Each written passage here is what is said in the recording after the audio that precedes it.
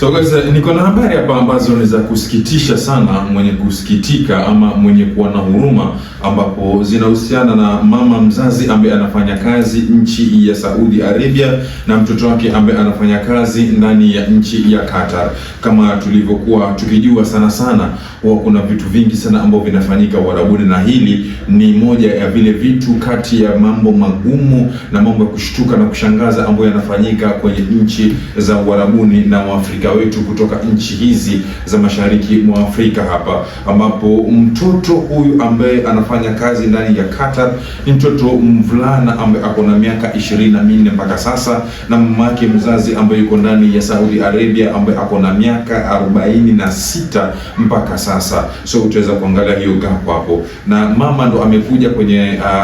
comment section na kuniambia kwamba ana jambo analotaka kunielezea mimi kama KG Pande, ili niweze kumpa ushauri. Na nilipoweza kumpa sikio langu na kumsikiliza, kiukweli kabisa mwenyewe nilipigwa na butwa, lakini nikasema isiwe kesi, tuje tuzungumze sote kwa pamoja hapa, tuone jinsi gani ambavyo tutajaribu kumsaidia, hata kama ni kwa mawazo na maoni, huyu mama yetu ama huyu dada yetu kutoka nchi ya Saudi Arabia, ambaye mwenyewe kabisa alikuwa amesema kwamba amefanya kazi ndani ya Saudi Arabia kwa takriban miaka 8 mpaka sasa, ambapo ikifika mwezi wa 6 atakuwa anatekeleza miaka 9 ndani ya Saudi Arabia, ambapo alikuwa anasema mwenyewe amerudi nyumbani mara 3 peke yake kwenye miaka yote 9 ambayo yaelekea mpaka sasa. Na mwenyewe yasema kwamba alikuwa amechoka na yatafuta njia ya kupata mtu ambaye at least amsaidie tu zile shida ama kazi ambazo yeye zimembeba, ikizingatiwa kwamba ako na watoto wawili ambao tayari wako nyumbani saa hiyo, ambao wako primary school, na hivyo basi akaona isiwe kesi aweze kuweka pesa zake, kuchanga pesa zake. Ameniambia KG alikuwa 1200 tu za Saudi Arabia, lakini nilijitahidi kuweka pesa zangu pole mpaka nikafikisha 1,80,000 pesa taslimu za nchi ya Kenya, ili mradi niweze kumsafirisha kijana wangu aweze kusafiri, ili na mimi pia nirudi zangu nyumbani niweze kupumzika na nimwachie kijana wangu aweze kufundisha ndugu zake hawa wawili. Na hivyo ndivyo ilivyokuwa. Alifanikiwa kupata ile pesa na akasafirisha huyu kijana kwa nchi ya Qatar, ambako alibahatika kwenda kufanya kazi ya security. Lakini baada ya miezi mitatu, ambapo huyu mama aliamua sasa aweze kurudi zake nyumbani, that was the point ambayo alikuja akashtuka, baada ya kwamba ameona kijana wake ameanza kumruka na kumwambia kwamba mama, endelea, tufanye kazi bado mpaka pale ambapo tutakamilisha ABCD, kwa sababu ukiniacha peke yangu utakuwa umeniachia mzigo mkubwa, na mimi niko na maisha yangu pia mimi ya kujipanga. Hapa ndipo pale ambapo mama alipigwa na butwa na kushangaa, kwa sababu target yake yeye mwenyewe ilikuwa ni aweze kumsafirisha mtoto wake, ili naye pia apate nafasi ya kurudi zake nyumbani, ili aende akapumzike mwili. Anasema umechoka, amefanyishwa kazi na Uarabu kwa muda mrefu na mwili umechoka na anataka kwenda kupumzika. Lakini mtoto aliyemsafirisha ili aje amsaidie kazi ama aje amsaidie zile shida ama yale vitu ambavyo huyu mama alikuwa akitatua ndani ya nyumbani kule, mtoto aliruka na kumwambia mama yake kwamba asirudi nyumbani, aendelee kufanya kazi, kwa sababu akirudi nyumbani yeye majukumu yatamlemea peke yake akiwa yuko Qatar. Sasa hapa ndo mama alikuja akaniambia kwamba KG, mtoto wangu mimi analipwa 1,600 ndani ya Qatar, ambao anafanya kazi ya security, na mimi mwenyewe nilitumia 1,80,000 kama pesa ya agent kumsafirisha, na vile pia nikatumia takriban 10,000 ili mradi niweze kumtafutia passport, na vile pia nikatumia pesa za yeye kwenda zake medical na pesa zake yeye kusafiri kwenda zake mpaka Nairobi, kwa sababu mimi ni mtu ambaye ametoka sehemu za Digo kule. So guys, mimi nimeshtuka na najua pia wewe umeshtuka, kwa sababu sasa mara nyingi tulikuwa tukisikia kwamba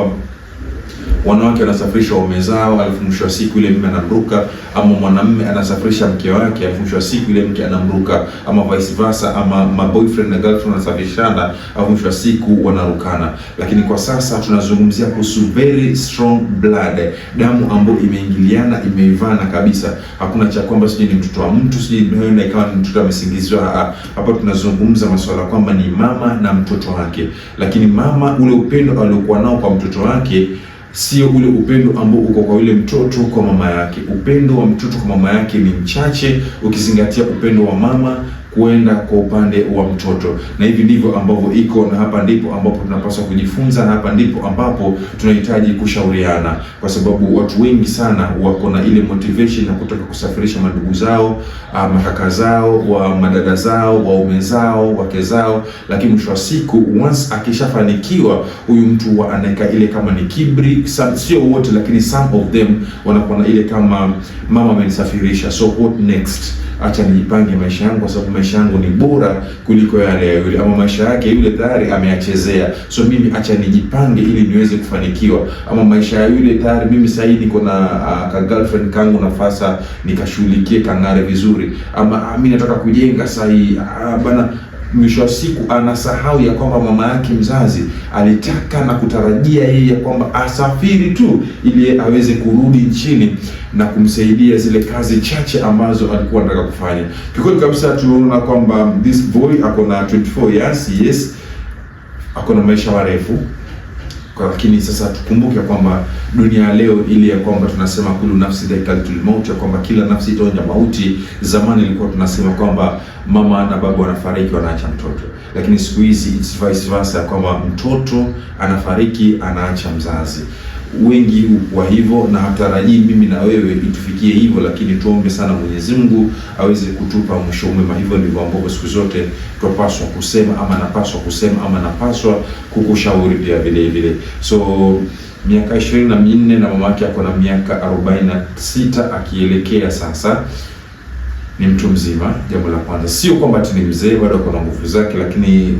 46 years alafu anafanya kazi ndani ya nyumba. Hiyo tunasema kwamba kiukweli kabisa anapigika, anafanyishwa kazi ile ambayo inafanya yeye ana mwili wake unachoka kiukweli kabisa. Ni mtu ambaye akishafanya kazi, ikifika jioni anataka mahali aweze kujituliza kwa sababu ya zile kazi ambazo amefanya. Na ukumbuke kwamba ikifika wakati ako na ile stress ya kwamba ni lazima afanye ile kazi cha lazima, kwa sababu nyumbani kuna school fees inamsubiria, nyumbani kuna pesa ya chakula inamsubiria. Na ameniambia mimi KG watoto wangu nimewafuga mwenyewe pasi kuwa na baba yao. Baba yao yuko hai, lakini baba yao hajui ni nguo za shule ni pesa ngapi, hajui school fees ni pesa ngapi, yaani hayuko tu kama hayuko. Hichi ni kitu ambacho mimi kimenishtua, na nikaona nimwambie huyu kijana kama ataweza kusikiliza hii video, tumwambia kwamba usitukane mamba kabla hujavuka mto. Hiyo ndio msemo halisi ambao unapaswa kupewa huyu kijana, kwa sababu yes, kwa sasa bado yuko kazini na mama yake bado yuko kazini, na mama yake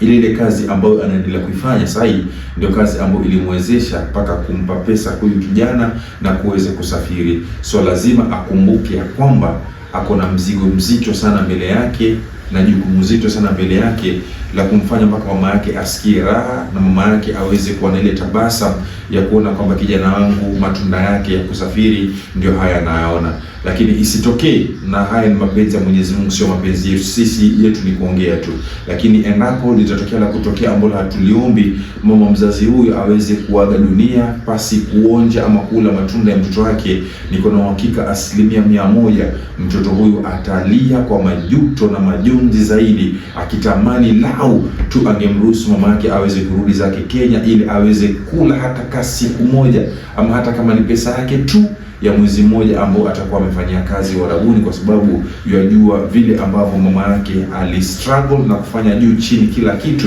ili mradi yeye kijana aweze kuwa na maisha mazuri na maisha mema ambayo yatakuja tamsaidia ndugu zake pamoja na mama yake ya baadaye. Kiukweli kabisa ni historia ambayo ina uchungu, ni historia ambayo inahitaji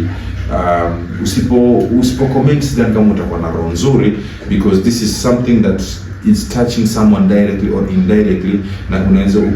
narrate no story pia kwa maisha ya leo ya kisasa kikweli, ambapo unapata mzazi ako na watoto wengi sana, lakini watoto hawa ambao ni wengi hawamsaidii yule mzazi ambaye ni mmoja, na yaumia ateseka mpaka siku amefariki, ndio watoto wanajileta kwa kwamba wanataka kumfanyia